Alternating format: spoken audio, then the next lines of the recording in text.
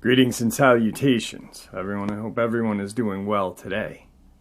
Today I've got another subscriber encounter and a little bit of an update from Zach out of Alabama on Chief. Before we get into today's upload, a couple links I'd like to share. As you know, I rely on Patreon, PayPal, and my merch to help this channel to continue to grow and go. All of those links are in the description below. I also have a second channel for creepypasta, fanfiction, and scary voice acting, stories that really don't fit on this channel. Now, if that's anything that you're into, follow that link and give those stories a listen. You may just like what you hear. Now I've taken enough of your time. Let's get on with today's encounters. Shall we? Today's first subscriber encounter. Good day to you, Jeff. Hope all is well with you and your family. I finally got up the strength to write down my first encounter when I was a teen. I was 14 years old. It was mid-July in 1984. I went with my parents and my sister to our uncle and aunt's house in Greenville, Michigan, where the back of their property was state forest. So it was a Saturday morning. I took my camera and went for a walk in the woods. I used to be a really good photographer, so I used to take pictures of birds and other wildlife. While I was walking through the woods came to an embankment. So I started to walk down this embankment, and off to the right was a 6-foot-high dirt mound. As I continued walking through the woods, I heard footsteps about 20 feet away. I thought something was following me, but I just brushed it off.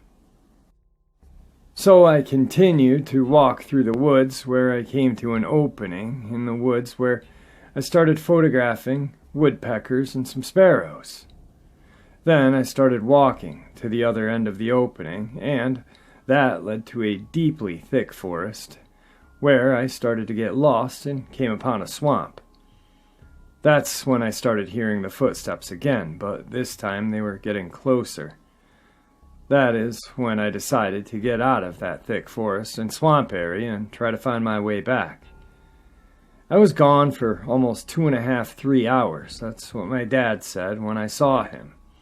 But before I saw him, I got to the point where I saw the dirt mound and the embankment. Sitting with his head and right hand on the dirt mound was this Dogman with yellowish eyes and sharp teeth, and his hands had claws on them.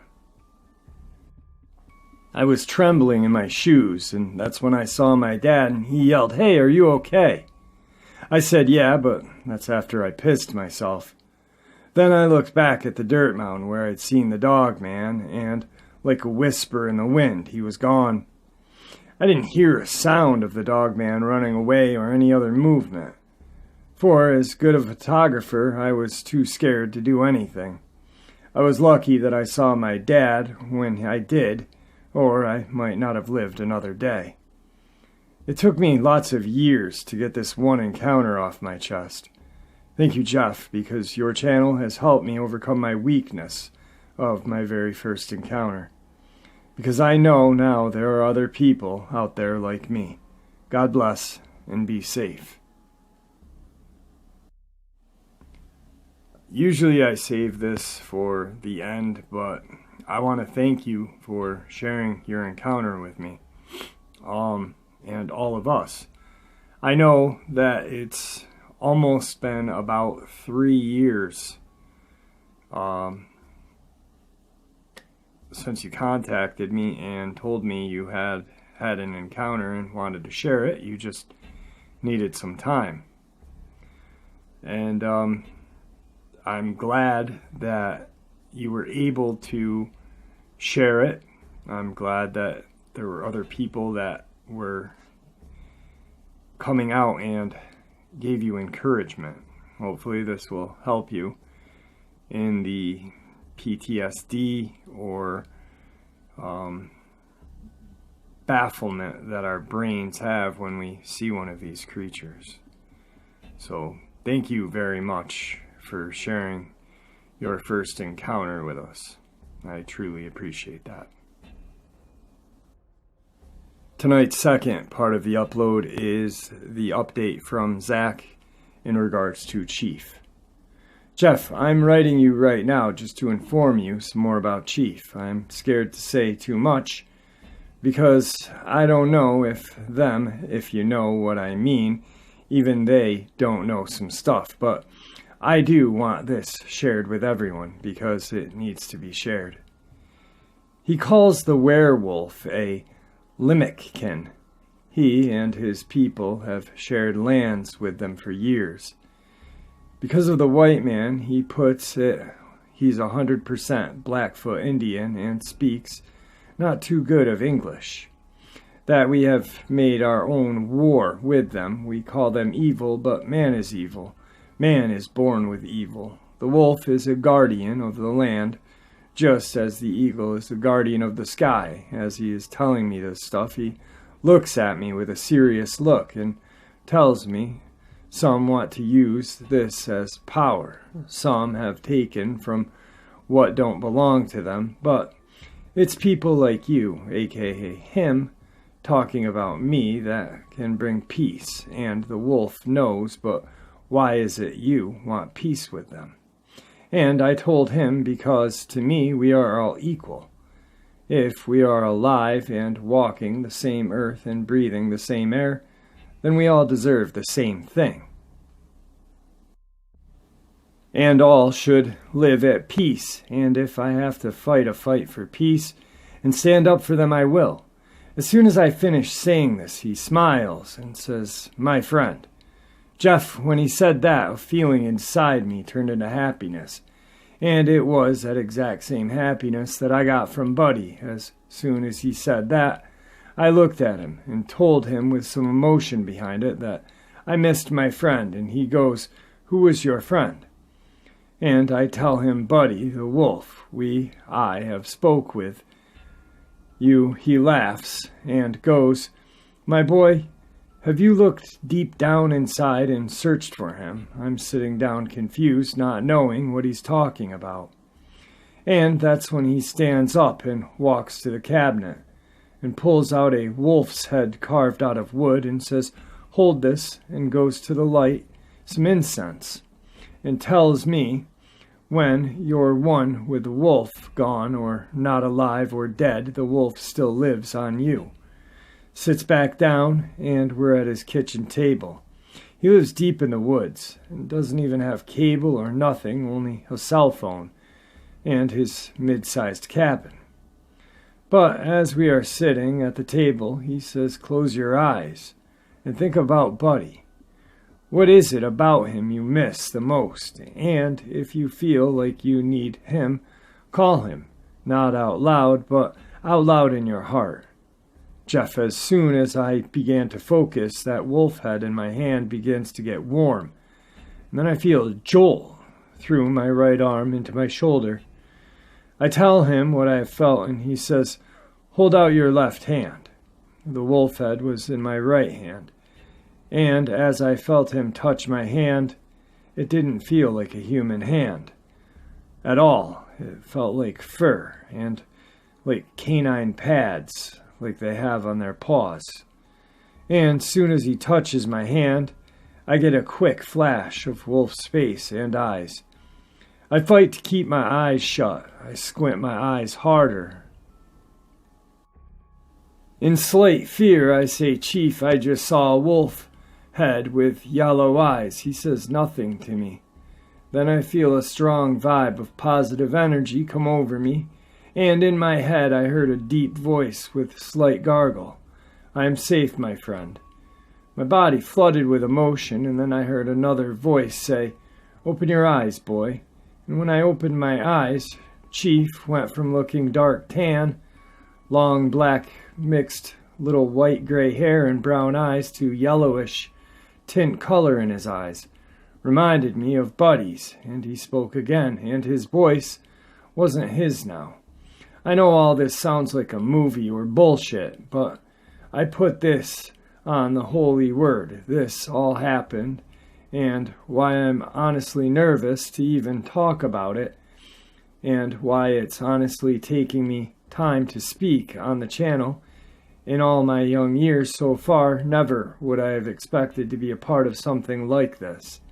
I still feel like I'm living in a movie, and trust me, all this might sound cool, but it's way more stressful than anyone who has ever had experienced this can imagine. But, as I was saying, he spoke in the same voice as Buddy's sounded, and his eyes having that yellowish tint to them. I looked at him, shaking and stuttering, asking him, "Buddy?" He gives me a grin and says, "Peace we can bring," then closes his eyes and takes a deep inhale and exhale and smiles. Then opens his eyes and they are back to brown again, and with his regular voice he tells me some may never believe, but some will use your gift for the good. You are one with the guardians. Do what the others couldn't do. There is a line between good and evil. Power is that evil that's within the human body and sickens the mind. Never let the weakness of others' thoughts or opinions make you sound or seem crazy. One with a good heart will understand, and spirits choose you. You don't choose this, but let it be a blessing, and a good one, to bring back what was once peace for a man and wolf. They are not beast, they are human in their own ways. They have understood us way before we ever understood them. Come, let me show you something. As we make our way out the back of the house, I am flooded with happiness because my theory was feeling more like the actual truth. We make our way out the back door and he tells me we're going to take a small walk into the woods. I have something I want to show you, and you might find some help out of this. We make our way out the woods. There isn't any trail. Once you walk out to his back door, it's 50 yards of open lawn, then a tree line. We make our way down into the woods. We walked, I know, a good few hundred yards or more, so that's when he tells me to stop. And when we stop, I look straight ahead, and what I see is a good kid-sized fort. And what I mean by fort is that it's made up of tree limbs, branches with leaves, and pine straw used as a roof. He says to me, "She and her young are here," and I ask him, "Who is she?" That's when he tells me what y'all call a werewolf and her young one. Once he told me that, he turns his head back, looking at the fort. That's what I call it, and tells me, "Come, she knows we are here." And as we approach the entrance, lying in the far right corner, where the light isn't as bright and harder to see, was a lying female werewolf with her young one beside her. She has a big gash on her left thigh and scratches all over her body. I asked what had happened to her. He tells me I think her mate rejected her. When I found her, it was only her and this young one. Then my next question to him was, "How did you get her here? I mean, she's double, more triple our size."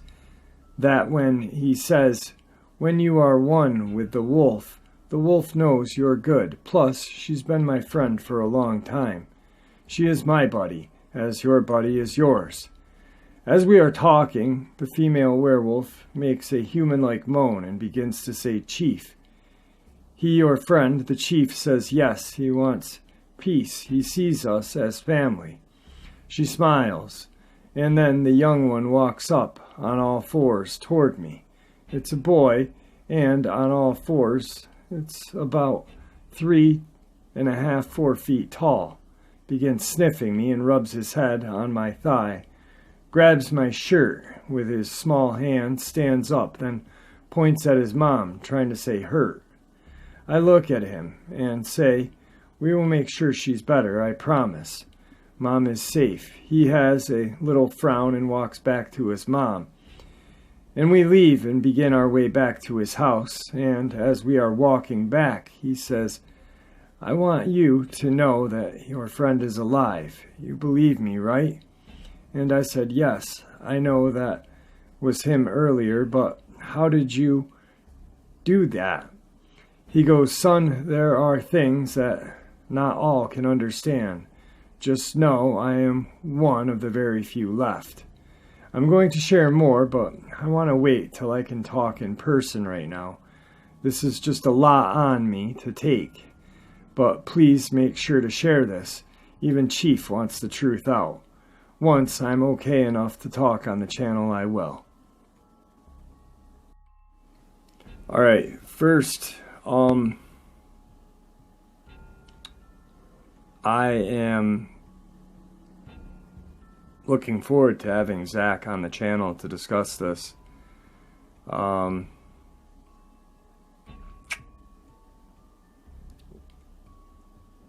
really don't have a lot to say. I know that I'm going to call my uncle a little later on the res up north from me, and I'm probably going to push my limits with my words with him because I want to see if he knows anything. Wow, that's crazy. I'm really looking forward to having Zach on. Yeah. So anyway, back to the first encounter. Once again, thank you for sharing that with us. I hope that you get the courage and strength to share whatever else you have to share with us. You state that this was your first encounter. Hopefully, seeing the positiveness behind everybody in the comment section will help you come forward a little faster. If not, take it slow, my friend. With that, guys, I'm going to bid you farewell. I got an important phone call to make. Have a good night, guys.